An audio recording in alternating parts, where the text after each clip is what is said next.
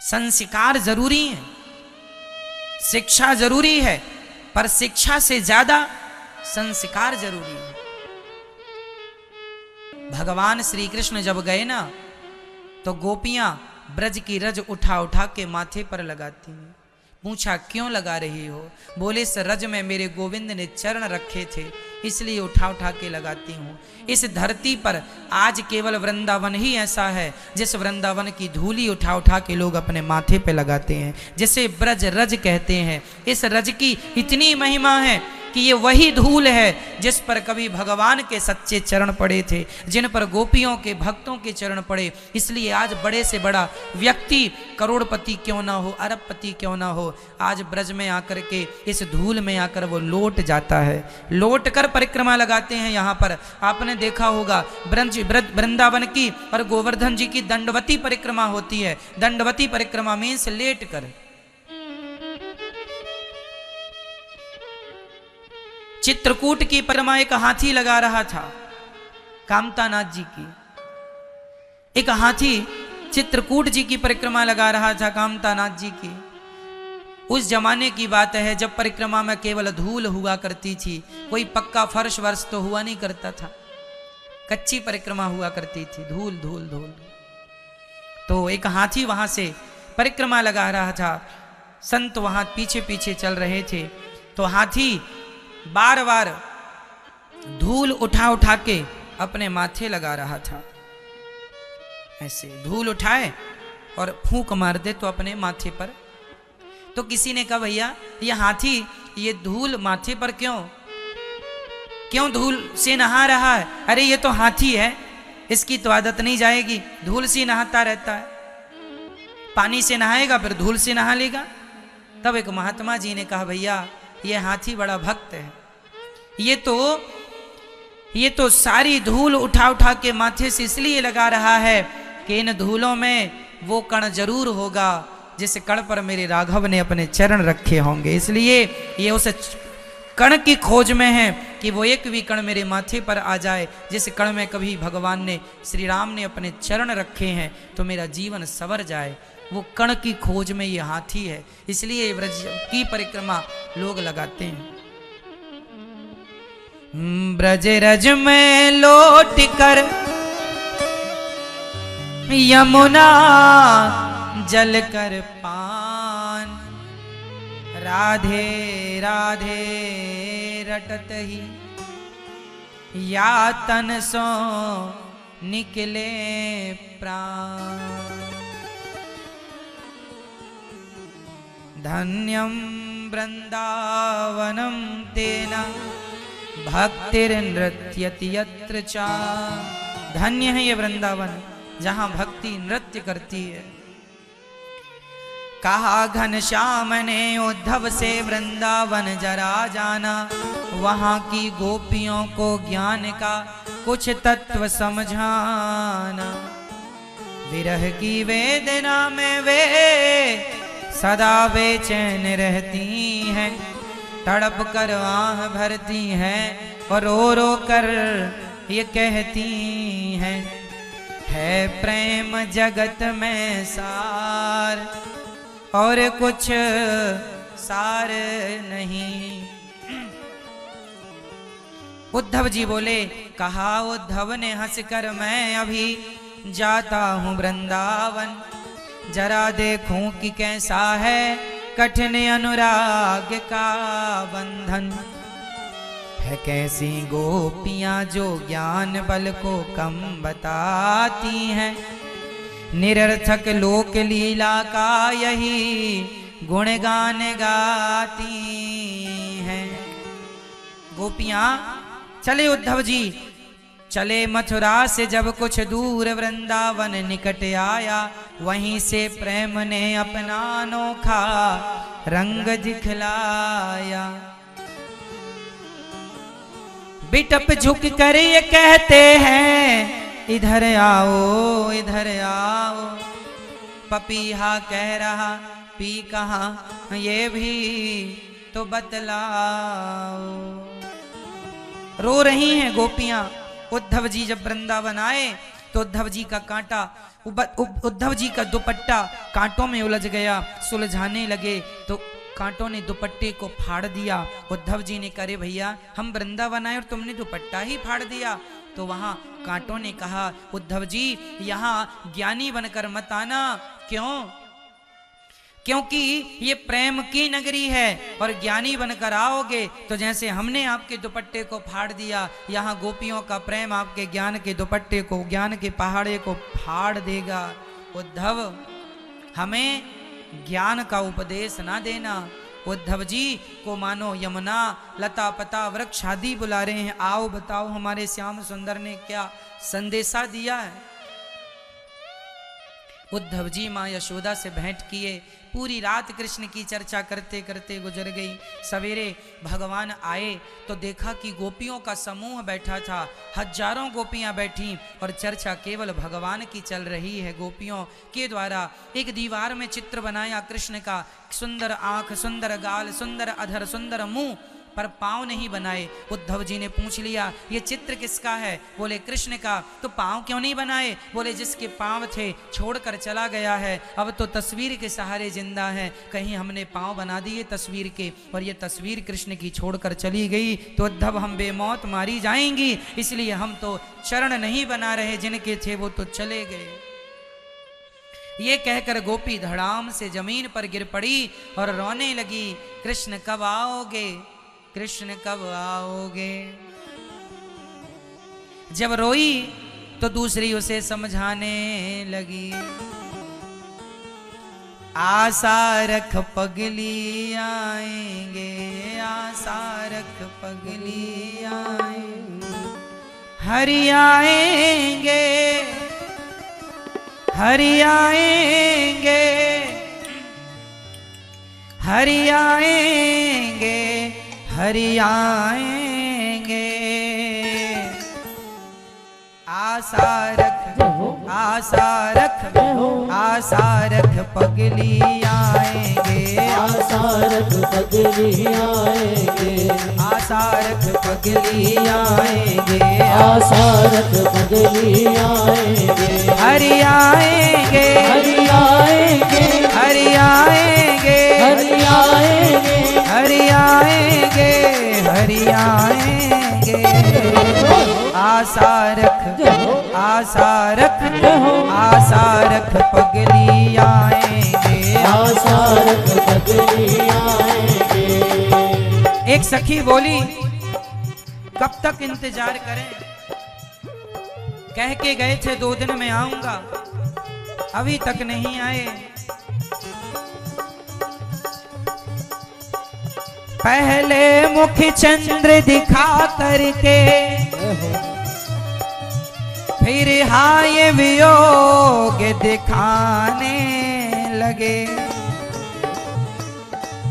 करुणा करनी तो दूर रही, निज प्रेम की नाव चढ़ा करके मझधार में नाव डुबाने लगे, मझधार में नाव डुबाने लगे, मझधार में नाव डुबाने लगे।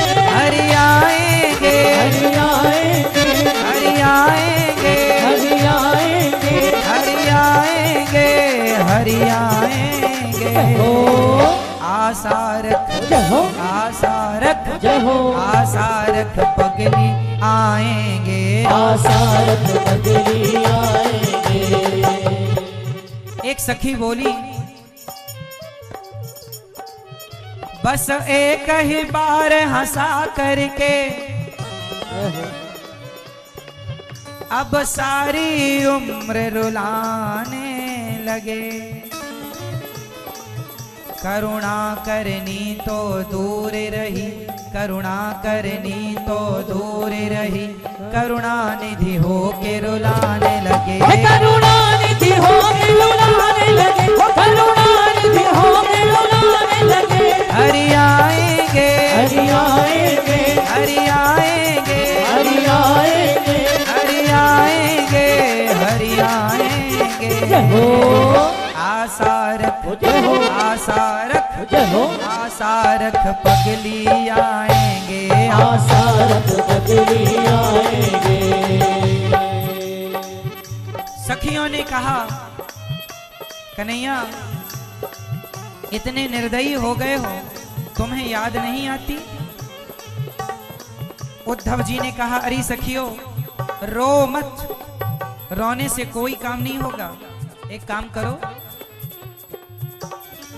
हम ध्यान बताते हैं। उद्धव जी ने कहा, गोपियों तुम ऐसे ध्यान किया करो। तब गोपियों ने जानते हो क्या जवाब दिया? हम प्रेम नगर की बंजारन,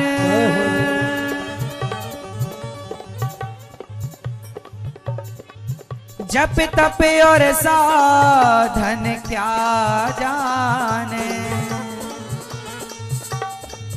हम श्याम नाम की दीवानी, नित नेम के बंधन क्या जाने। नित नेम के बंधन क्या जाने, नित नेम के बंधन क्या जाने। हम क्या जाने कि जब क्या तब क्या, हम तो भोली गवारनियां। गोपियां अपने आप को गवार कहती। हम ब्रज की भोली गवारनिया,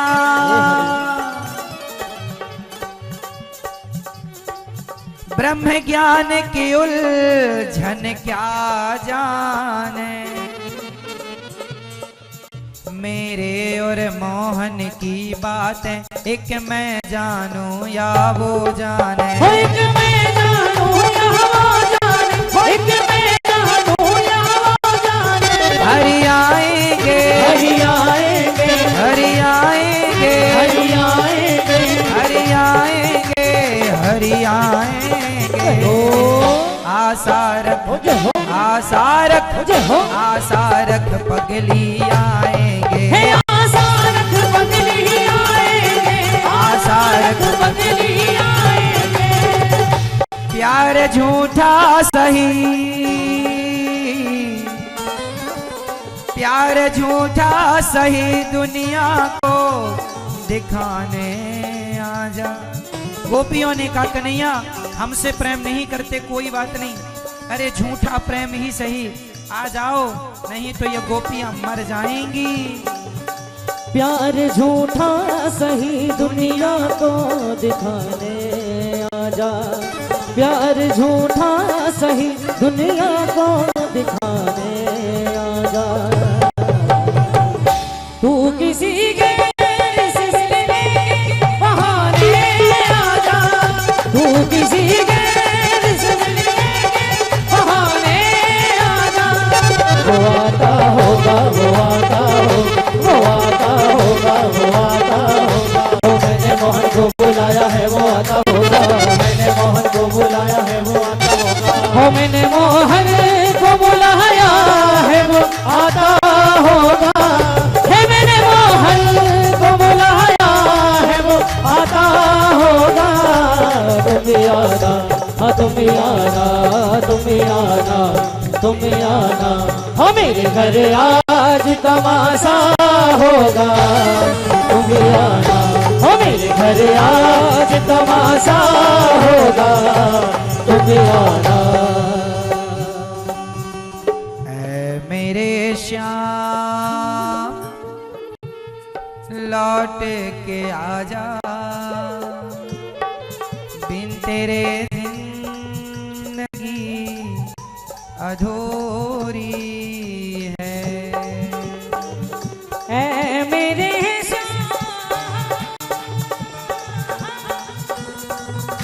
लौट के आजा, बिन तेरे अधूरी है।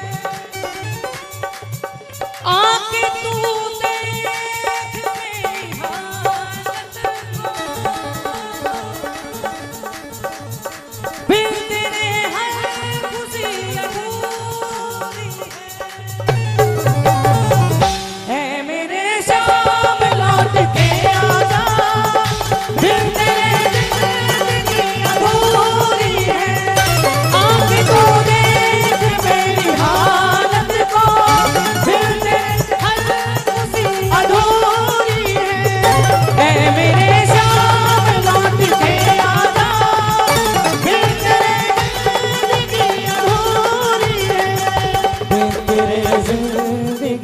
अधूरी है, बिन तेरे जिंदगी अधूरी है। ऐ मेरे श्याम, मेरे श्याम,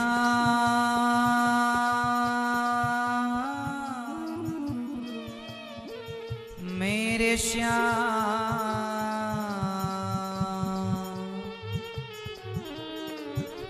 ऐ मेरे श्याम, लौट के आजा,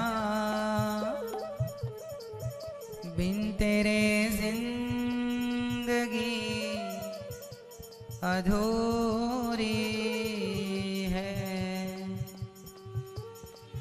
आके तो देख मेरी हालत को, बिन तेरे हर खुशी अधूरी है।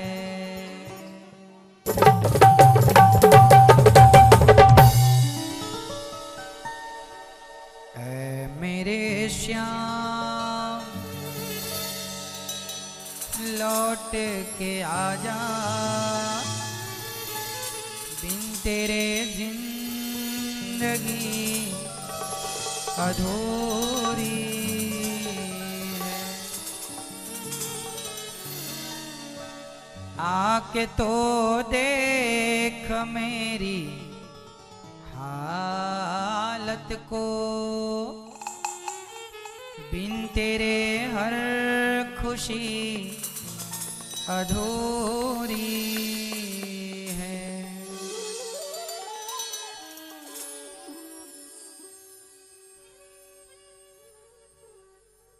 गोपियों ने उद्धव जी से कहा,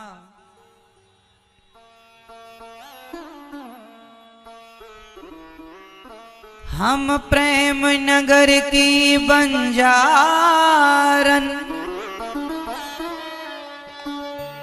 जप तप और साधन क्या जाने। हम श्याम नाम की दीवानी, नित नेम के बंधन क्या जाने। हम ब्रज की भोली गवारनिया, ब्रह्म ज्ञान की उलझन क्या जाने।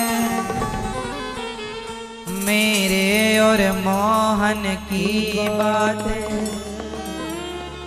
एक मैं जानूं या वो जाने।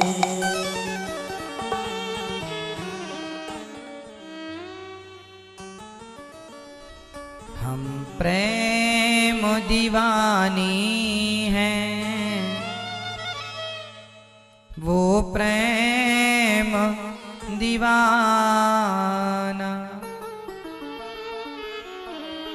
ऐ उद्धव हमें ज्ञान की पोथी न सुनाना। क्यों? हम प्रेम दीवानी हैं, वो प्रेम दीवाना।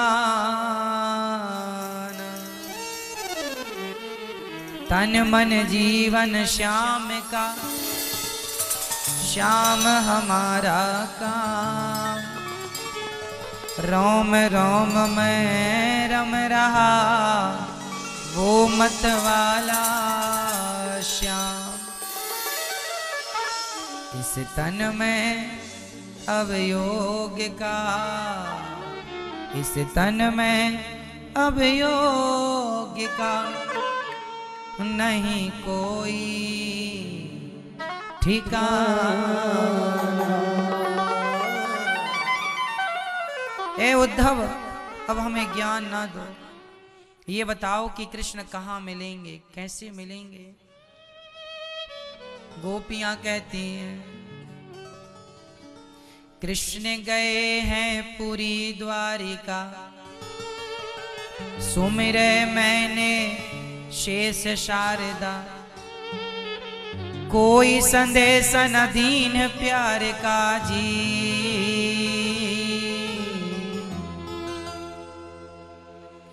नैनन आंसुआ टपक रहे हैं, नैनन आंसुआ टपक रहे हैं, कब लोगे निहारों जी,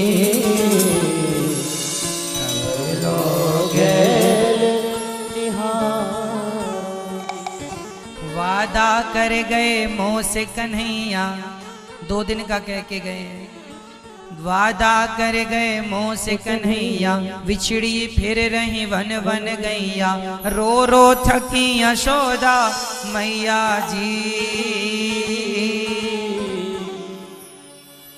खबर न लीनी अपने प्यार की, खबर न लीनी अपने प्यार की, कैसी सुध बिसराए जी, कैसी सुध बिसराए जी। कुब्जा के संग पड़ गयो पाला, भूल गए वो सब ब्रजबाला, अवहु न आए नंद के लाला जी।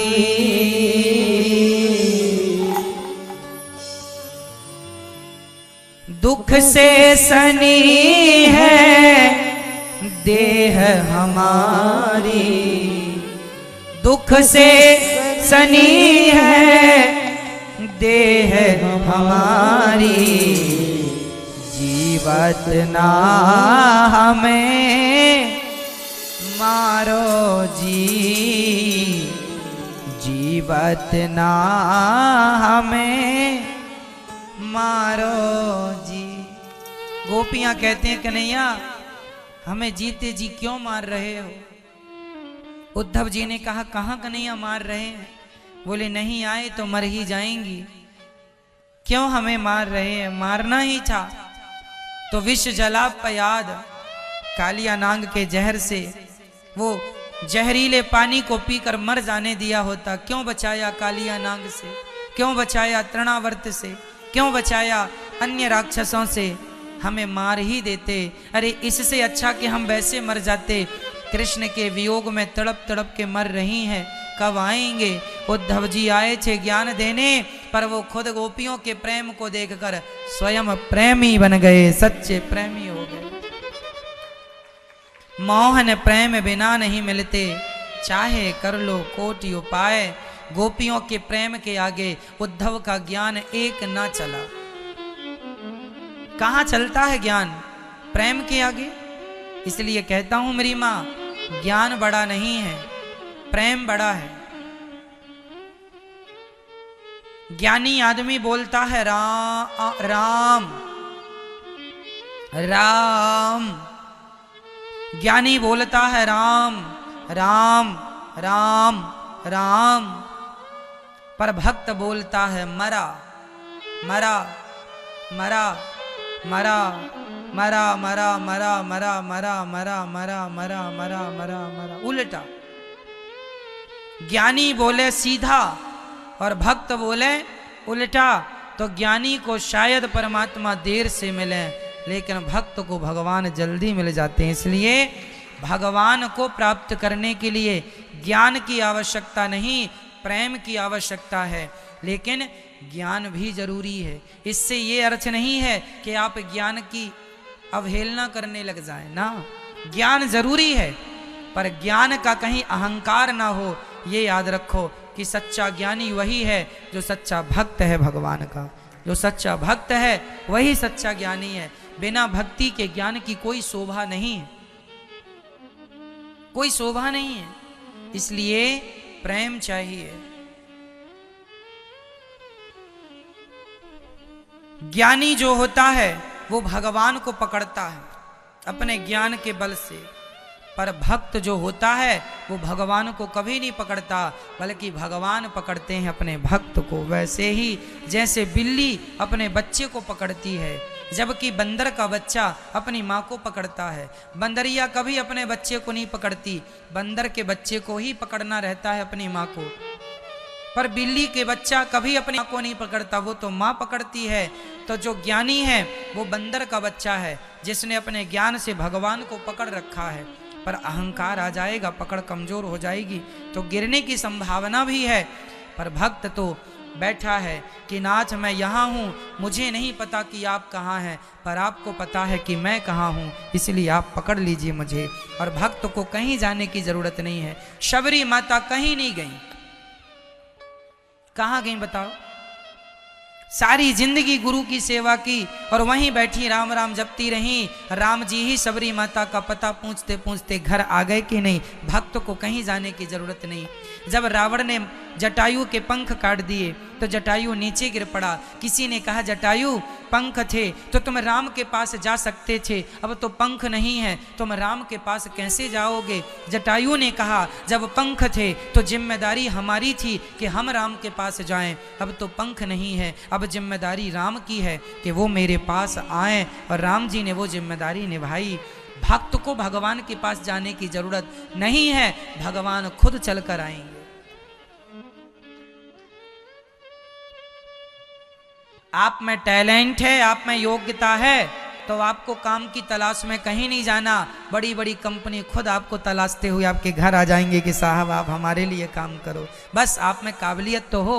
उसी तरह जब भक्त की भक्ति मजबूत हो तो भक्त को भगवान को ढूंढने कहीं नहीं जाना, भगवान ही तलाश करते करते आ जाएंगे। मेरा भक्त कहाँ है, मेरा भक्त कहाँ है?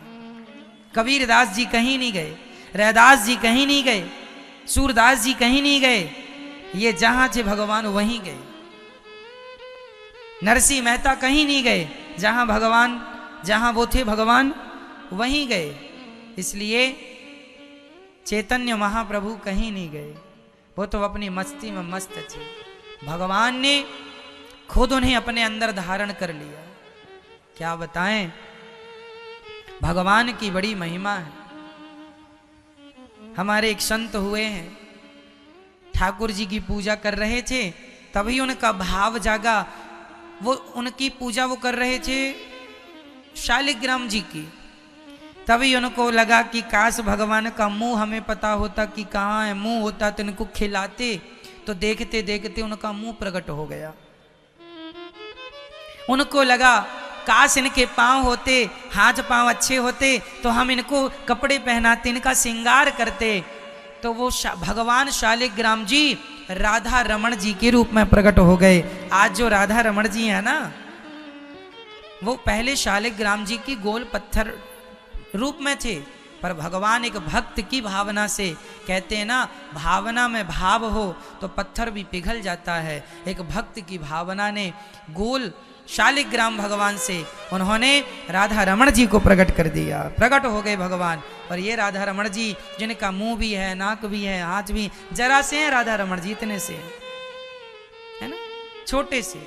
उनकी भावना जागी तो भगवान ने रूप बना लिया, पांव प्रकट कर लिए, मुंह प्रकट कर लिया। भगवान पत्थर में नहीं होते, भगवान तो भक्त की भावना में होते हैं, भगवान तो भक्त के विश्वास में होते हैं। यदि विश्वास तुम्हारा किसी पत्थर पर जम जाए तो उसी पत्थर से प्रकट हो सकते हैं, और भावना नहीं है तो सामने भी आकर खड़े हो जाएं। तो रावण तो गाली देता था, खड़े तो थे राम जी सामने। इसलिए मोहन प्रेम बिना नहीं मिलते, चाहे कर लो कोटि उपाय। बिना प्रेम के काम नहीं होगा। इसलिए क्या चाहिए मेरी मां? प्रेम चाहिए। गोपियों का दिव्य प्रेम सुनकर, ज्ञान सुनकर के उद्धव जी राधा रानी के चरणों की धूल को माथे पर सजाते हैं और लौट कर जाते हैं। ये व्रज की पावन महिमा है, कितनी महिमा गाएं। इसके बाद भगवान अपनी दिव्य लीलाएं, एक पल के लिए भी भगवान गोपियों से दूर नहीं है। वो तो उद्धव जैसे अहंकारियों का अहंकार मिटाने के लिए उन्होंने ये वृंदावन प्रेम की यूनिवर्सिटी है। जो प्रेम का पाठ पढ़ना चाहे वृंदावन आ जाए, ये प्रेम की पाठशाला है। दुनिया में कहीं तुम्हें प्रेम नहीं मिलेगा। काशी जाओगे तो ज्ञान मिलेगा, अयोध्या जाओगे भक्ति मिलेगी, पर वृंदावन आओगे तो यहाँ विशुद्ध प्रेम प्राप्त होगा। ये प्रेम की धरती है, यहाँ प्रेम मिलता है, इसलिए यहाँ का पानी खारा है, आंसू खारे होते हैं। गोपियों ने भगवान की याद में इतने आंसू बहाए, पूरी ब्रज की धरती गीली हो गई। आज तक यहाँ खारा पानी निकलता है, आज तक आंसू खारे होते हैं। इसलिए भगवान ब्रज में दर्शन, ब्रज का दर्शन, वैकुंठ का दर्शन अब भगवान ने अपने हृदय में कराया उद्धव जी को, गोपियों का ब्रज मंडल का। अंत में उद्धव जी भगवान के चरणों में विराजमान हुए। और ये जो ब्रज की लता पता है ना, ब्रज के पेड़ पौधे, ये सब सामान्य नहीं है। यहाँ पर तो वृंदावन के वृक्ष को मरम न जाने कोई, डाल डाल और पात पात में राधे राधे हो। यहाँ का तो रिक्शा वाला भी क्या कहता है, वो साइड मांगता, ये नहीं कहता भैया हट जाओ ना जी, राधे राधे राधे राधे। बिहारी जी दर्शन करने गए होंगे तो वहां आपने एक चीज और देखी होगी, वहां बंदर ना चश्मा ले जाते हैं। जरा सी आपने देर कर दी, बंदर तुरंत चश्मा ले गया। यहाँ के बंदर ये कहना चाहते हैं कि पागल आदमी, चश्मा लगाकर देखा बहुत दुनिया को, अब ये कांच का चश्मा उतार और भक्ति और प्रेम का चश्मा लगा और फिर बिहारी जी का दर्शन कर। जा अंदर, मैं तेरा चश्मा बाहर लिए बैठा हूं, जा भक्ति का चश्मा लगा ले, फिर जाके दर्शन कर। तो भक्ति का चश्मा लगे, इसलिए ये चश्मा उतार लेते हैं। बहुत देख लिया संसार को चश्मा लगा लगा करके, अब भगवान को देख लो भक्ति का चश्मा लगा कर। उसको देखने के लिए कांच का चश्मा पर्याप्त नहीं है, भक्ति का चाहिए, इसलिए चुरा लेता है, छीन लेता है ना बंदर। इसलिए मेरी मां, प्रेम करना सीखिए। भगवान से क्या करना है अब, सिर्फ प्रेम। महाराज जी भगवान को पहले फूल चढ़ाएं कि पहले आरती उतारें कि पहले भोग लगाएं, ये पूजा, ये जो फॉर्मेलिटियां हैं, कब तक इनके पीछे भागोगे, कब तक?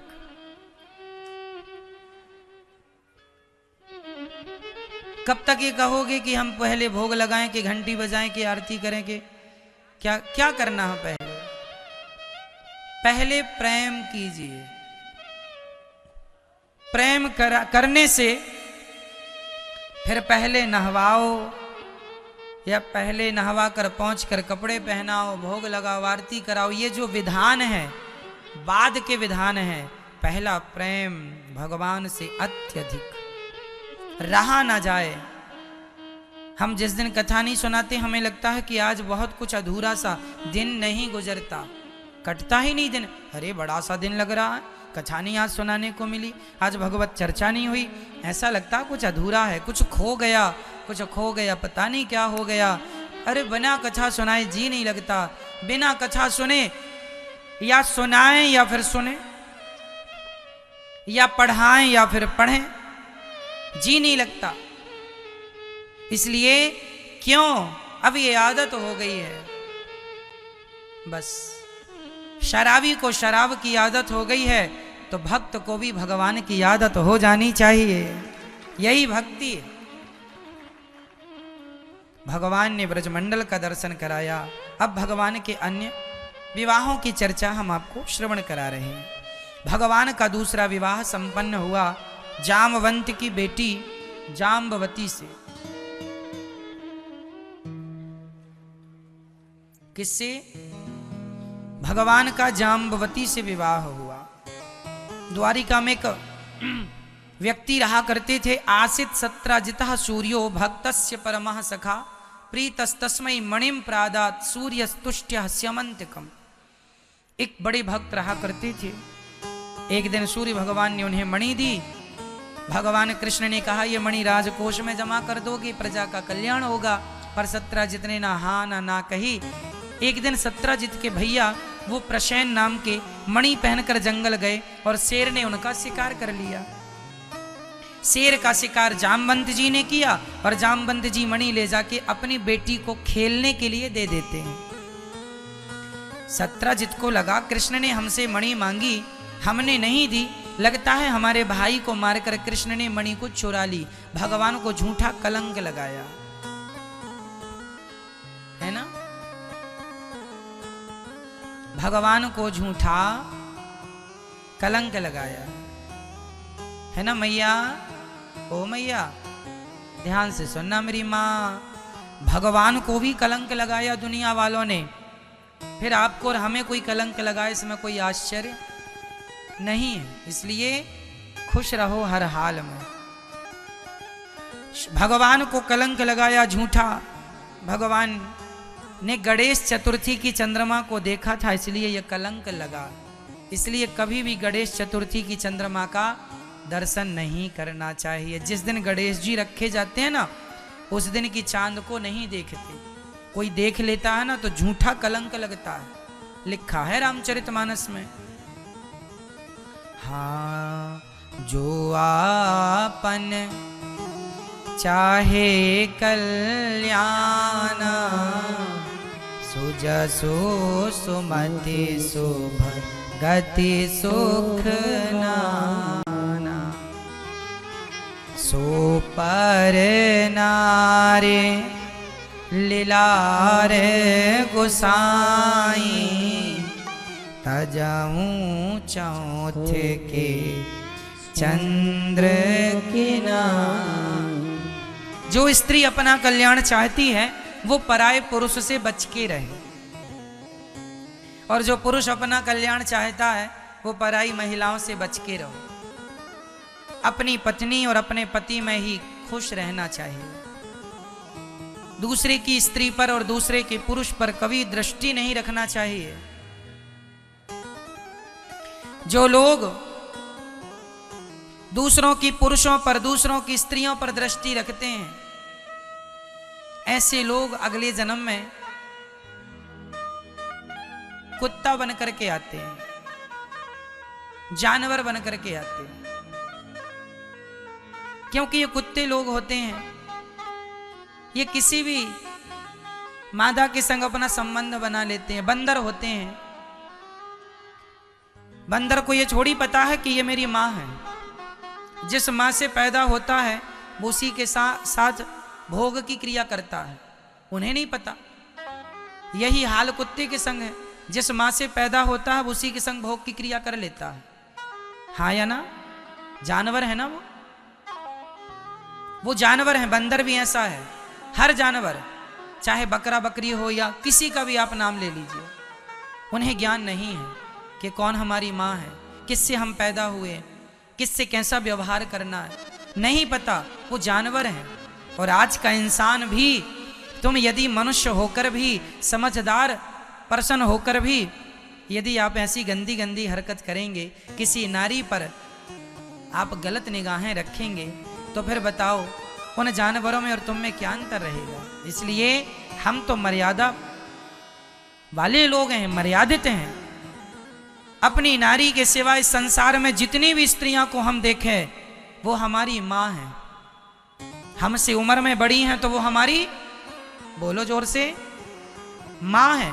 हमारे बराबर की है तो हमारी बहन है, और हमसे छोटी है तो हमारी बेटी है। यदि तुमने अपने पत्नी के सिवा किसी भी महिला पर कुदृष्टि डाली तो शास्त्र के हिसाब से या तो वो आपकी माँ होगी, या तो बहन होगी, या तो बेटी होगी। तो जिसे आप देख रहे हैं तो या तो अपनी माँ को देख रहे हैं, उम्र में बड़ी है तो, बराबर की है तो आप अपनी बहन को कुदृष्टि से देख रहे हैं, और छोटी है तो अपनी बेटी के साथ आप दुराचार कर रहे हैं। इसलिए कदापि मर जाना अच्छा है मेरी माँ, ये संस्कार बच्चों को कूट कूट के भरना, मर जाना अच्छा है पर चरित्रहीन होकर जिंदा रहना अच्छा नहीं है। चरित्रवान बन के जियो। राम चरित्र सुनवे को रसिया, राम लखन सीता मन वसिया। यहाँ चरित्र की नगरी है, चरित्रवान बनना। चरित्र जैसे कैरेक्टर कहते हैं, वो बिल्कुल ना जाए, किसी भी प्रकार से उसकी रक्षा। राम जी के सामने सूर्पनखा आई, क्या राम जी ने सूर्पनखा को देखा? बोलो, नहीं देखा। क्यों? देख लेते ना राम जी। रावण ने तो देख लिया ना दूसरी नारी को, और देखा ही नहीं, उठा के ले गया। रावण तो दूसरों के घर में घुस के महिलाओं को उठा के ले जाता है, और यहाँ तो राम के घर में ही उनकी कुटिया पे सूर्पनखा आई, तो राम जी ने आई नारी को भी गलत निगाहों से नहीं देखा। ये मर्यादा है राम की। इन राम का ये भारत देश है, उनके हम पुत्र हैं, उनके हम संतान हैं, उनको आदर्श मानकर उस रास्ते पर चलें। मर्यादा जरूरी है मेरी माँ। इसलिए चरित्र की शिक्षा जरूर दीजिए अपने बच्चों को। आज शिक्षा के नाम पर बच्चे, पढ़ाई लिखाई के नाम पर बच्चे बड़े चरित्रहीन हो रहे हैं। बड़े बड़े कॉलेजों में जो बच्चे पढ़ रहे हैं, हॉस्टलों में जो बच्चे पढ़ रहे हैं, हम ये नहीं कहते कि सारे बच्चे बुरे हैं, सारे बच्चे गलत हैं, पर अधिकाधिक बच्चे हॉस्टल कॉलेज इत्यादि पढ़ने जाते हैं, तभी वो गलत रास्ते पर चले जाते हैं। हाँ या ना? बड़े बड़े शहरों में आपने देखा होगा, जो लड़की पढ़ने गई है बड़े शहरों में, वो पढ़ाई कम कर रही है, किसी लड़के से उसे प्यार व्यार हो जाता है। कोई लड़का पढ़ने गया है, पढ़ाई नहीं कर रहे हैं, प्यार कर लिया। अभी कल ही मुझे एक सज्जन ने बताया, 16 साल का लड़का और 15 साल की लड़की, और दोनों में प्यार हो गया। माँ रो रही है, कल आई थी माँ, महाराज लड़के को क्या हो गया है, पढ़ता लिखता नहीं है, अभी 12वीं क्लास में, और इसको प्यार हो गया, वो भी 15 साल की छोरी से, और ये खुद 16 साल का, वो प्यार कर रहे हैं ये लोग। 16 साल में भैया, हम लोग जब 16 साल के थे ना, तो हम लोग तो केवल, हम लोग ये जानते ही नहीं थे कि ये विषय वासना होती क्या है, क्या होता है ये प्यार व्यार। किसे कहते हैं प्यार नहीं जानते थे, सच्ची कह रहे हैं। हमारे गांव में हमारे समय पे तो 16-17 साल में सारे बच्चे, सामान्य भाषा में कहें तो नंगे होके नहाते हैं तालाब में। सही बोल रहे हैं। 16-16 साल के बच्चे तो हमारे यहाँ तालाब, नदी तालाब में नंगे होके नहाते हैं। उन्हें पता ही नहीं कि क्या है ये संसार, क्या ये विषय वासना होती है। और आज का देखो जमाना इतना अपडेट हो गया, 16 साल के बच्चों को प्यार हो गया छोरी से। सही है या गलत है? 16 साल की उम्र में, जब जो मेरी उम्र के लोग हैं वो बताएंगे, गांव की, खासकर शहरों की तो मैं बात नहीं करता, मेरी उम्र में तो गांव में साहब सारे बच्चे नहाते थे। आप जितने बुजुर्ग बैठे हैं बताइए बात सही है या कि नहीं? 15-16 साल की क्या उम्र होती है? कुछ पता ही नहीं होता। माँ ने रोटी खिला दी, खा लिया, पिता ने कपड़े दे दिए, कपड़े लेके खुश हो गए, ये जिंदगी होती है। अच्छे कपड़े ले आए, अच्छा खा लिया, बस ये जिंदगी होती है। पढ़ाई लिखाई करो बस। ये क्या होता है यार प्यार, हम जानते नहीं है। पर आज के बच्चे सब जानने लग गए हैं। इसलिए देखो ना, इन्हें अपनी पढ़ाई से प्यार नहीं हो रहा है, इन्हें अपनी माँ से प्यार नहीं हो रहा है, किसी लड़की से प्यार हो रहा है। अब आप बताओ कि क्या उस लड़की से प्यार है? ना, प्यार उस लड़की से नहीं है। इनके जो हार्मोन से जाग गए हैं ना, इनकी जो इच्छाएं जाग गई हैं, जो विषयों की इनकी जो वासनाएं हैं, वो इन्हें परेशान कर रही हैं। और ये सिर्फ अपनी वासनाओं की पूर्ति करना चाहते हैं, और वासनाओं की पूर्ति के लिए ये अपना अपना रास्ता ढूंढते हैं। लड़की लड़कों को ढूंढ लेती हैं, लड़के लड़कियों को ढूंढ लेते हैं, और अपनी वासनाओं की पूर्ति कर लेते हैं। उस वासना की पूर्ति के नाम को आज के बच्चे बड़ी होशियारी से प्यार का नाम दे देते हैं। प्यार करते हैं, वो प्यार नहीं है, सिर्फ वासनाओं की पूर्ति है। हाँ या ना? सिर्फ वासना। ये बच्चे छोटे छोटे हैं, इन बच्चों की गलती के कारण ही तो सरकार ने 18 साल से उठाकर लड़की के विवाह की उम्र 21 साल कर दी, क्योंकि 18 साल की लड़की को पता ही नहीं होता कि मेरे लिए क्या सही है, मेरे लिए क्या गलत है। उसे पता नहीं है, छोटी है ना। 18 साल की लड़की को नहीं पता है, इसलिए तो सरकार को 21 साल शादी की योग्यता करनी पड़ी। क्यों 21 है ना कि 22 है? 21 है, चलिए 21 साल करनी पड़ी। मैच्योर नहीं है लड़की 18 साल में, कंफर्टेबल नहीं है वो। इसलिए सोचो, इन बच्चों को कुछ भी नहीं पता कि ये बच्चे क्या कर रहे हैं, अपने चरित्र के संग कितना बड़ा खिलवाड़ कर रहे हैं। पैसा कल भी कमा सकते हो, इज्जत कल भी कमा सकते हो, पर चरित्र चला गया, सारी जिंदगी लग जाना, गया हुआ चरित्र वापस नहीं ला सकते। सारी जिंदगी जी लेना, ये तो जिंदगी में एक ही बार मिलता है हर व्यक्ति को। इसलिए चाहे स्त्री हो, पुरुष हो, लड़के हो, लड़कियां हो, सबको ध्यान रखना है अपने चरित्र का। राम जी की पूजा क्यों होती है? क्योंकि वो चरित्रवान थे। और रावण का पुतला गली गली क्यों जलाया जाता है? वो चरित्रहीन था। ये देख लो, ये अंतर है दोनों में। सकल सूरत की पूजा नहीं होती, चरित्र की पूजा होती है। तुम गोरे हो, काले हो, कोई फर्क नहीं पड़ता, चरित्र कैसा है ये बड़ा महत्व रखता है। इसलिए मेरी बहनों, खासकर मैं माताओं से कहूंगा, अपने पिता तुल्य भाइयों से कहूंगा, आप अपने बच्चों को जरा चरित्र की शिक्षा दिया करो। आप ना कह पाओ लाज शर्म के कारण तो कथा सुनवाया करो। हम हमेशा कथा में चरित्र की बातें करते हैं। सुनवाओ अपनी बेटियों को, सुनवाओ अपने बच्चों को। चरित्र जरूरी है। आज एक लड़के को एक लड़की से प्यार हो गया। लड़का मेरे पास आया, महाराज जी मैं इस लड़की से प्यार करता हूं। हाँ हाँ तो करो, हम शादी करना चाहते हैं। हाँ हाँ करो, हमारी तो माँ तैयार नहीं है शादी के लिए। तो हमने कहा बेटा फिर मत करना, जब तुम्हारी माँ ही तैयार नहीं है तो इस लड़की से विवाह ना करो। नहीं महाराज जी हम तो विवाह इसी लड़की से करेंगे। हमने कहा फिर तेरी माँ का क्या होगा? बोले हम अपनी माँ को छोड़ देंगे। हमने उस लड़की की तरफ देखकर कहा बहन सुन रही हो ये क्या कह रहा है? सोच बहन कि जो अपनी माँ को छोड़ सकता है, जो अपनी माँ का ना हो सका, जिसने से पाल पोस कर बड़ा किया, गर्भ में जगह दी, जन्म दिया, जब ये अपनी माँ का ना हो सका तो बहना ये भला तेरा क्या होगा? कितने दिन तेरा बन के रहेगा? क्यों अपना चरित्र बिगाड़ने जा रही है इस आदमी के संग?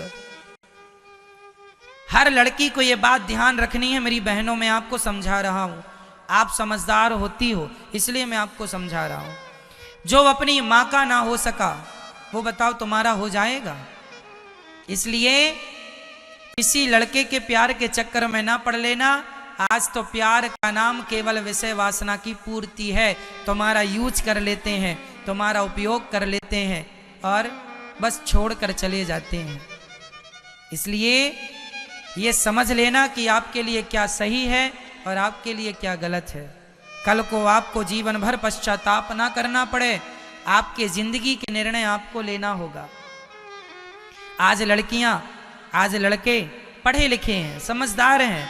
आज की लड़कियां और आज के लड़के कहते हैं कि हम अपनी जिंदगी का निर्णय हम खुद ले सकते हैं, हमें माँ बाप से पूछने की जरूरत नहीं है, हम सेल्फ डिपेंड हैं, हम अपना डिसीजन खुद ले सकते हैं। तो फिर बच्चों इनसे पूछो जो आज सेल्फ डिपेंड हो गए, जो आज स्वयं आत्मनिर्भर बन गए, तो पूछो कि तुम आज अपनी जिंदगी का निर्णय आज सब कुछ ले सकते हो तो फिर अपने निर्णय से पढ़ाई भी कर लेते। फिर माँ बाप का पैसा क्यों खर्च कराया? फिर माँ बाप छोटे से थे ना, तुम्हारी मालिश करती थी माँ, तो अपनी मालिश खुद ही कर लेते। खाना नहीं आता था, पकड़ पकड़ के मुंह खोल के तुम्हें मां खिलाती थी।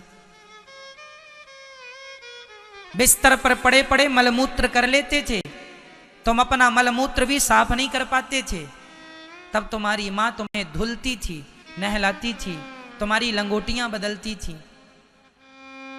तब तुम कहाँ थे, सेल्फ डिपेंड हो गए हैं। तुम्हारी आजकल ना बच्चों के अंदर माँ की इज्जत ही नहीं है, माँ को वो नौकरानी समझते हैं। तुमने हमारा काम धाम किया है, खत्म, बस खत्म, हिसाब खत्म। अरे भाई,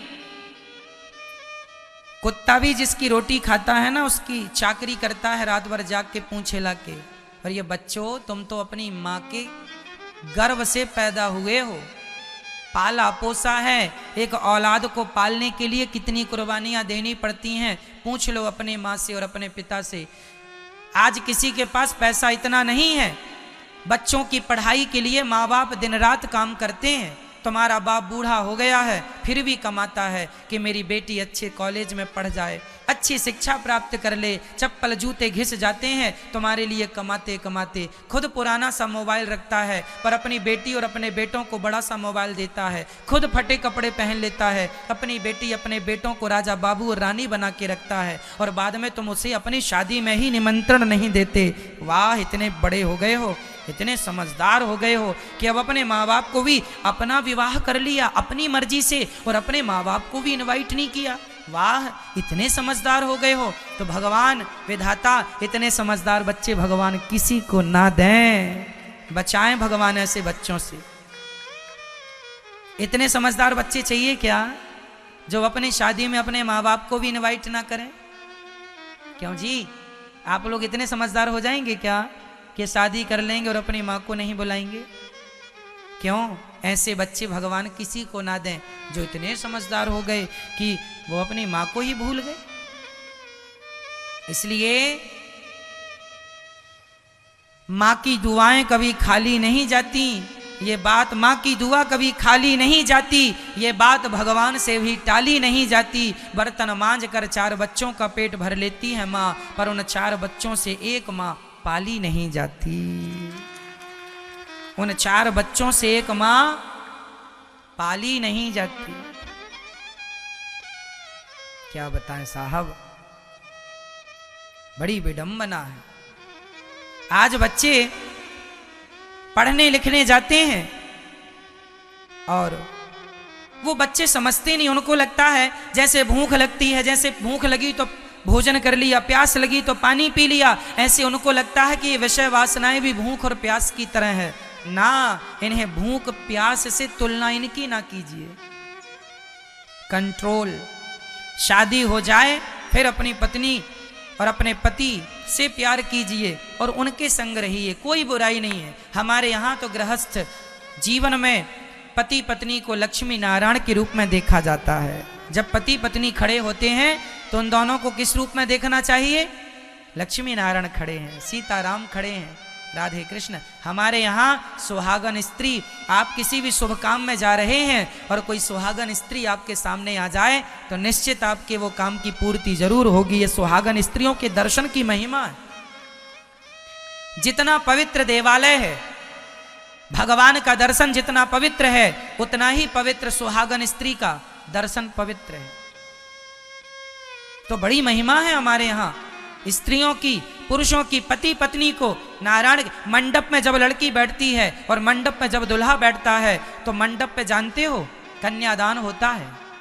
तो कन्यादान जो लड़की का पिता होता है वो किसका दान करता है?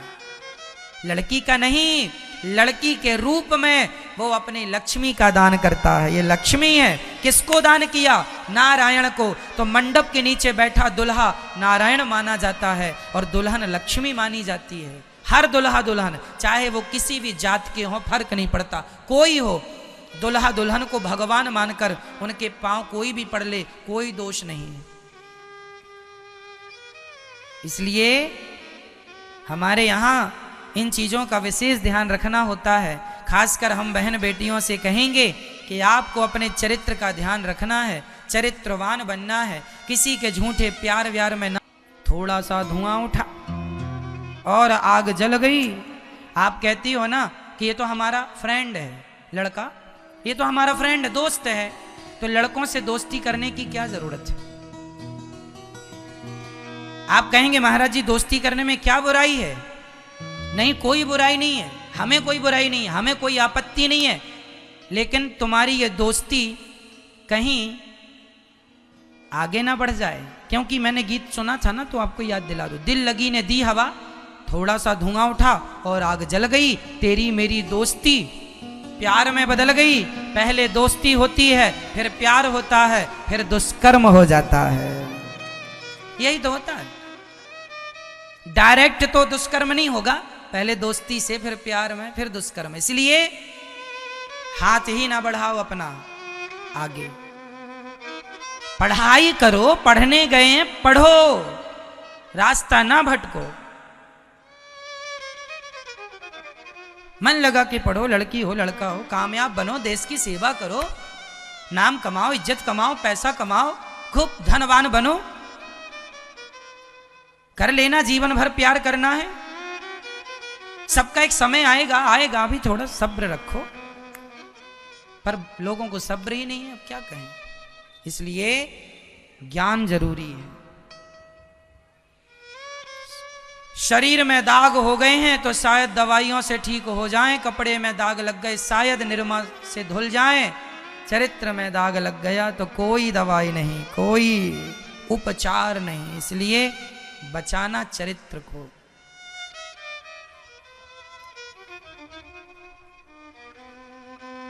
माँ बाप रोते हैं।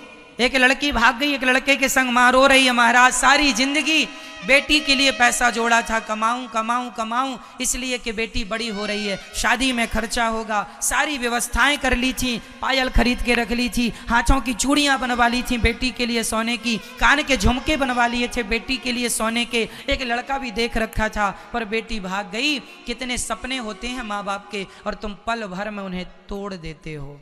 क्या यही प्यार है? अपनी खुशी के लिए माँ बाप की खुशी को कोई महत्व नहीं दिया, यही प्यार है? अब ये प्यार नहीं है, अब जो है आप समझो। इसलिए प्यार करो तो किससे? केवल भगवान से। Love is God, God is love. ईश्वर ही प्रेम है और प्रेम ही ईश्वर है। ये प्रेम है। संसार का जो प्रेम होता है वो तो विषय वासनाओं से भरा है। इस धरती में एक आदमी का नाम बताओ जिसका स्वार्थ ना हो।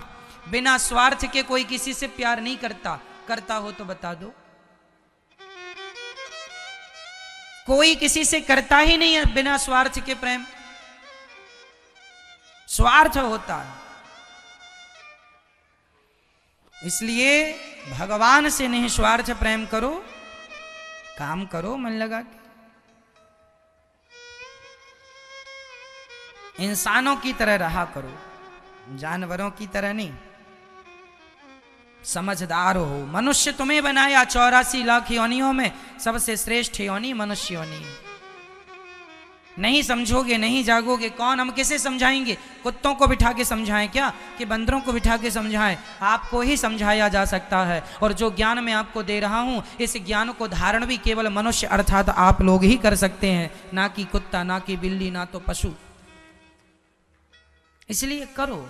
आज लोगों की बुद्धि क्यों बिगड़ रही, इसका भी एक कारण है। शुद्धि नहीं, इसलिए बुद्धि नहीं। आज लोगों की शुद्धि बिगड़ गई। आज पुरुष, स्त्रियां, बच्चे, बच्चियां, आप लोग जब लघु शंका के लिए जाते हैं तो आप लोग लघु शंका करते हैं, बाथरूम करते हैं और सीधे वापस अपने घर में आ जाते हैं। ना तो आप कुल्ला करते हैं, ना तो हाथ धुलते हैं, ना तो पांव धुलते हैं। बाथरूम जाने के बाद हमारे शास्त्र कहते हैं कि हमें 4 कुल्ला करना चाहिए और हाथ और मुंह प्रॉपर धुलना चाहिए, तब हम उस क्रिया के बाद शुद्ध होते हैं। क्या होते हैं? शुद्ध होते हैं। हम शौच के लिए जाएं, दीर्घ शंका जाएं, टॉयलेट जाएं, तो हम वहां से नहा कर ही आएं। जितनी बार जाएं, 2 बार जाएं, 1 बार जाएं, 3 बार जाएं, नहा कर आएं। कम कपड़े पहन कर जाओ, अपने कपड़े उतार लो, कम कपड़े पहन कर जाओ शौच के लिए, पर जितने पहन कर जाओ वो सारे गीले होने चाहिए। और स्नान करना है, शौच करके जब आप स्नान करेंगे, जितनी बार जाएंगे तब आप शुद्ध कहलाएंगे। और आजकल तो शौच करके लोग रसोई में घूम रहे हैं, घरों में घूम रहे हैं। क्या होगी तुम्हारी बुद्धि? भ्रष्ट हो जाएगी। जैसी राखो शुद्धि वैसी बने बुद्धि। मैया मेरी बातों को हल्के में ना लेना। बड़ा फर्क। आप कहेंगे महाराज जी ये क्या बताने लग गए, इससे क्या फर्क पड़ता है? फर्क पड़ता है। गुलाब के बगीचे में बैठोगे खुशबू मिलेगी, और नाले के बगल में बैठ जाओगे दुर्गंध मिलेगी। ये वहाँ के वातावरण का प्रभाव है या नहीं? यदि वातावरण का प्रभाव, नाले की दुर्गंध और गुलाब के बगीचे की खुशबू यदि वातावरण के कारण प्राप्त होती है, तो शुद्धि यदि रखोगे तो बुद्धि अच्छी होगी। और शुद्धि नहीं रखोगे, आज बुद्धि बिगड़ रही है क्योंकि खान पान शुद्ध नहीं है। शुद्धता का अपवित्र पवित्रो वा सर्वावस्थांगतोपि वा, फर्क पड़ता है। जरूरत है शुद्धि की। अब आप नहीं करते, ये बातें कभी बताने की नहीं है। पहले के लोग ये करते थे, लेकिन आज का आदमी आसुरी वृत्ति का हो गया। मंद सुमंद मतयो मंद भाग्या युपद्रुताः, मंद बुद्धि का हो गया है, इसलिए सब बताना पड़ता है। लोग फिर भी नहीं समझते। ये बताओ कि हम कुत्ते बिल्ली को कहें कि तुम शौच की के बाद और नहाया करो, क्या हम कुत्ता बिल्ली को समझा सकते हैं? नहीं। केवल मनुष्यों को अर्थात आपको यदि आप नहीं समझे तो फिर हम किसे समझाएंगे? अरे भाई, यदि आपने पवित्रता का ख्याल रखा तो निश्चित आपके विचार पवित्र होंगे, विचार अच्छे होंगे। और आप शुद्धि का ध्यान नहीं तो बुद्धि तो भ्रष्ट होगी, आप उल्टा ही सोचेंगे। आप कहते हैं महाराज जी मन बड़ा भटकता। और ये बताओ कि तुम्हारा मन भटक भटक के जाता कहाँ? अच्छा ये बताओ, मैं बता दूं, तुम्हारा मन भटक भटक के गंदगी में जाता है, विषयों में जाता है। क्यों जाता है? क्योंकि तुम अशुद्ध हो। अशुद्ध हो इसलिए अशुद्धि में जाता है।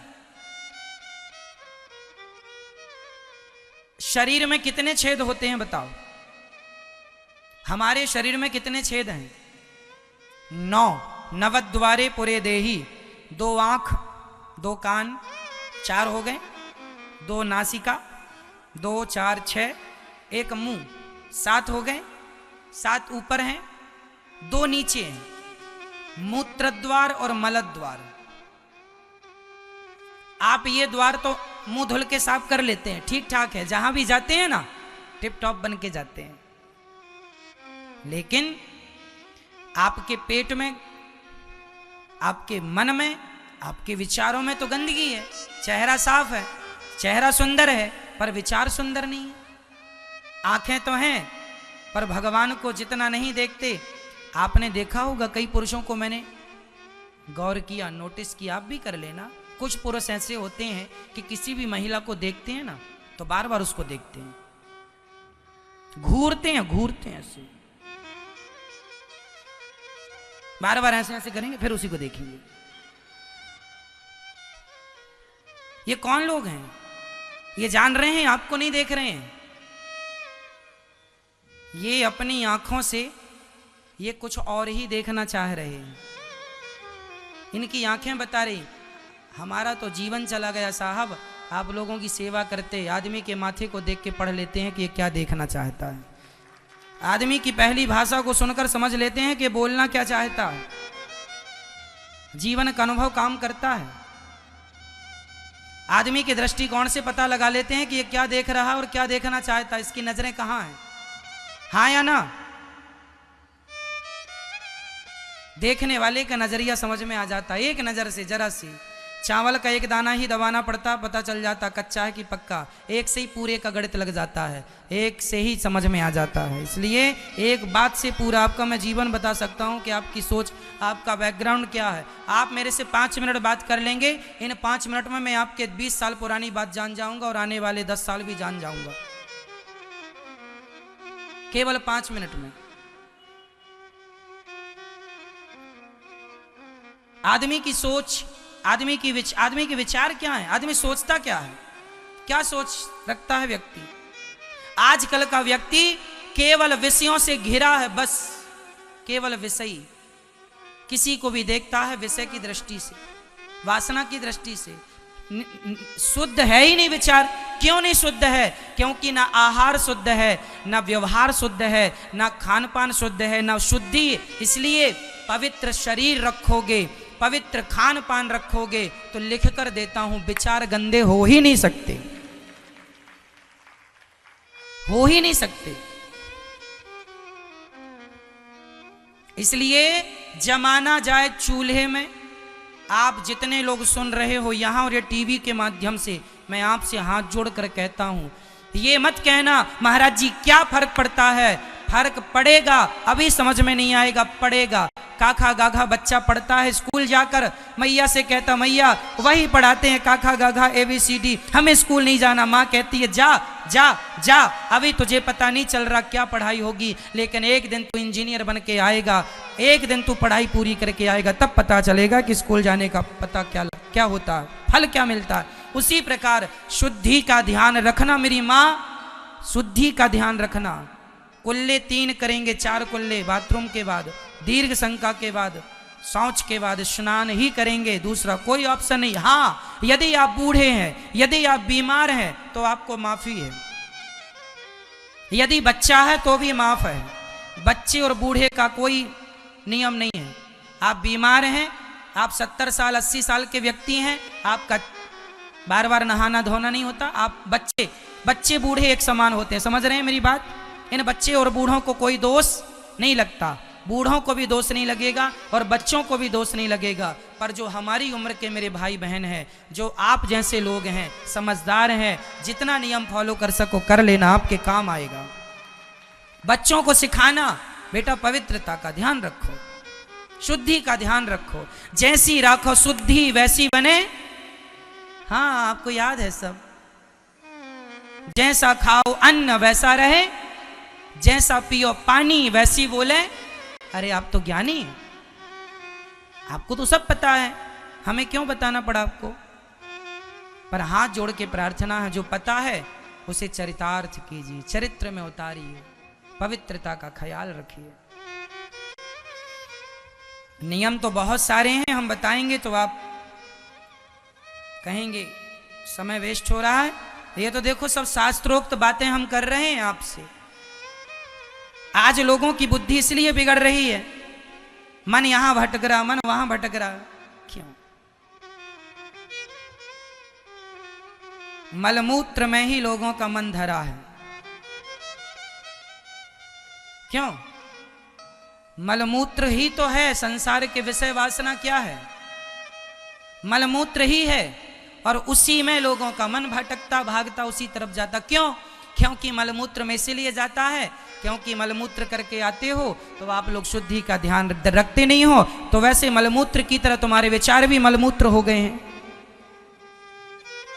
विचार भी वैसे ही गंदे हो गए, दुर्गंध युक्त। एक व्यक्ति महान अपने शरीर से नहीं होता, एक व्यक्ति महान अपने अच्छे विचारों से होता है। और अच्छे विचार तब पैदा होते हैं जब शुद्धि बुद्धि अच्छी हो, तब ना अच्छे विचार आएंगे। आप लोग व्यक्ति बताओ महान किससे होता है? आप यहां क्या सुनने बैठे हैं? आप यहां ये दास अनिरुद्ध आपको सुना रहा है, क्या सुनने आए हैं? अरे हमारे विचार ही तो सुनने आते हैं आप लोग। क्यों जी? आज किसी भी महापुरुष के पास कोई भी जाए तो उसके विचार ही तो सुनता है, व्यक्ति की वैल्यू नहीं होती, व्यक्ति के विचारों की वैल्यू होती है। विवेकानंद जी ने अपने विवेकानंद जी महान क्यों हो गए? क्योंकि उनके विचार महान थे। मीराबाई महान हो गई क्योंकि उनके विचार महान थे। तो आप भी महान हो जाएंगे यदि विचार महान रखेंगे, और महान विचारों के लिए पवित्रता जरूरी है। कैसे रहे होंगे वो आर्यभट्ट, कैसा उनका रूप रंग रहा होगा, कोई नहीं जानता कि गोरे थे कि काले थे आर्यभट्ट, लेकिन उनके विचार इतने महान थे। आज तक उनके विचारों को फॉलो किया जाता है। उनके विचार ना होते तो आज तक संख्या 9 ही रहती, 10 ना होता। 10 तब हुई जब आर्यभट्ट ने अपने विचार दिए, 0 दिया, 0 दिया। 0 मीन्स विचार दिए। क्यों जी, क्या कहेंगे आप? दशमलव दिया, विचार दिए। तो महान लोगों के विचार पूज्य होते हैं। तुलसीदास जी के विचार देखिए ना, उन्होंने हमें लोगों को एक ग्रंथ दे दिया रामचरितमानस लिखकर। रामचरितमानस में क्या है? विचार ही तो है। हर बात पर विचार कर लीजिए, हर चौपाई पर विचार कर लीजिए, बिल्कुल सटीक बैठेगी तुम्हारे हमारे जीवन में ये चौपाई। ये विचार ही तो है। तुलसीदास जी महान हो गए किससे? रामचरितमानस में विचार दे दिया उन्होंने। भगवान कृष्ण ने गीता में क्या दिया अर्जुन को? बोल दो। विचार ही तो है। क्यों, क्या भरा है गीता में? ज्ञान भरा है, हर प्रकार का विचार है। कर्म योग, सांख्य योग, भक्ति योग, सारा विचार है।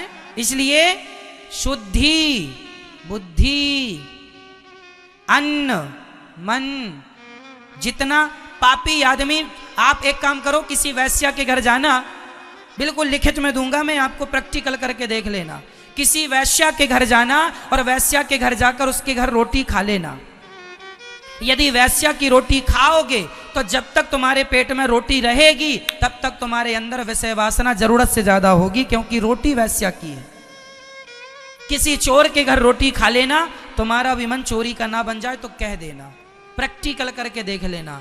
और किसी साधु के घर चले जाना और साधु की रोटी खा लेना, जब तक रोटी रहेगी तुम्हारे मन बार बार भगवान की तरफ जाएगा, बार बार मन भगवान में लगेगा। जैसा खाए अन्न वैसा रहे मन। ये बताओ, आप गौरी गोपाल जी की रसोई में रोज प्रसाद पा रहे हैं, ये बताओ। आप यहां वृंदावन है तो आप अपने घर में थे, तब आप लोगों के विचार ज्यादा शुद्ध थे कि वृंदावन में आप लोगों के विचार ज्यादा शुद्ध हैं? बताइए, आप अपनी प्रैक्टिकल करके बताओ, मेरी बात नहीं। आप यहां हो तो घर की अपेक्षा आपके विचार यहां ज्यादा पवित्र हैं, हाँ या ना? कितनों की बात ये है? हाथ उठा के बताओ। सबके है ना ये? क्यों? क्योंकि यहां रोटी ठाकुर जी को भोग लगकर आती है, यहां का वातावरण भक्तिमय है, इसलिए यहां की रोटी आप खाएंगे तो भक्तिमय ही बनेंगे। यहां के तो होटल ढाबा में भी लहसुन प्याज का प्रयोग नहीं है साहब। जो अच्छे ढाबा होटल यहां के हैं, वहां तो यहां होटल ढाबा में भी लहसुन प्याज का प्रयोग नहीं है। हमारे गुरुजी बताते हैं कि वृंदावन की जो सब्जी मंडी है, इस मंडी में लहसुन प्याज नहीं बिकता था, वो तो अब बिकने लग गया कुछ वर्षों से, अभी कुछ वर्षों से। नहीं, यहां की मंडी में लहसुन प्याज नहीं आता था। ब्रज मंडल के अंदर, वृंदावन सीमा के अंदर कोई शराब, मांस, मटन, अंडा, मुर्गी की कोई दुकान नहीं मिलेगी आपको। ये वृंदावन है, कोई दुकान नहीं है यहां। वातावरण शुद्ध है, इसलिए आप भी अपने घर का वातावरण शुद्ध कीजिए। आप भी अपना आहार विहार, खान पान, रहन सहन, बोल चाल, संगत, अच्छे लोगों के संग बैठना सीखिए, अच्छी बातें करना सीखिए, फिर देखिए जीवन में क्या क्या मिलता है। भगवान का पहला विवाह हुआ रुक्मणी जी से, दूसरा विवाह जामवंत जी से युद्ध करके उन्हें संतुष्ट किया, दूसरा विवाह भगवान का जाम्बवती से हुआ, तीसरा विवाह सत्यभामा से, चौथा विवाह भगवान का यमुना जी से, पांचवा विवाह भगवान का मित्रविंदा से, छठवां भगवान का सत्या से, सातवां भद्रा से, आठवां लक्ष्मणा से। भौमासुर नाम के एक दैत्य ने 16,100 कन्याओं को बंदी बनाया। भगवान से गुहार लगाई कन्याओं ने, हमें आजाद कीजिए। भगवान ने उन कन्याओं को जेल से मुक्त किया और उन कन्याओं से कहा, देवियों अपने अपने घर जाओ। भगवान ने, जब उन कन्याओं ने कहा अब हमें कोई स्वीकार नहीं करेगा, तब भगवान ने उन कन्याओं से विवाह किया। कई लोग कहते हैं भगवान ने इतने सारे विवाह क्यों किए? अरे भाई, भगवान ने उन कन्याओं को जेल से मुक्त किया जिन्हें भौमासुर नाम के एक दैत्य ने बंदी बना लिया, तो जेल से मुक्त कर दिया। अब उन कन्याओं ने कहा कि हमें तो कोई स्वीकार करेगा नहीं, क्योंकि परपुरुष के संग पास रह के आई हैं। इसलिए जिन्हें कोई स्वीकार नहीं कर रहा था, उन नारियों को, जिसे समाज गंदी निगाहों से देख रहा था, उन नारियों को सम्मान के साथ पत्नी बनाकर सम्मान देने का काम भगवान ने किया है। तो क्या गलत कर दिया? भगवान ने अपनी मर्जी से तो एक भी विवाह नहीं किए, ये तो सब इमरजेंसी विवाह, जो कहती गई कन्याएं हमारा आपके सिवा कोई नहीं, भगवान स्वीकार करते गए। रामावतार में राम जी सबको मना करते गए, अभी नहीं, मर्यादा पुरुषोत्तम हूँ, अभी नहीं, अभी नहीं, सब द्वारिका, सब द्वापर में आना। तो सब त्रेता वाले ही इस द्वापर में अपना आज कन्फर्मेशन कर रहे हैं, सब वेटिंग में थे, सब कन्फर्म हो गए। 16,108 विवाह कन्फर्म हो गए।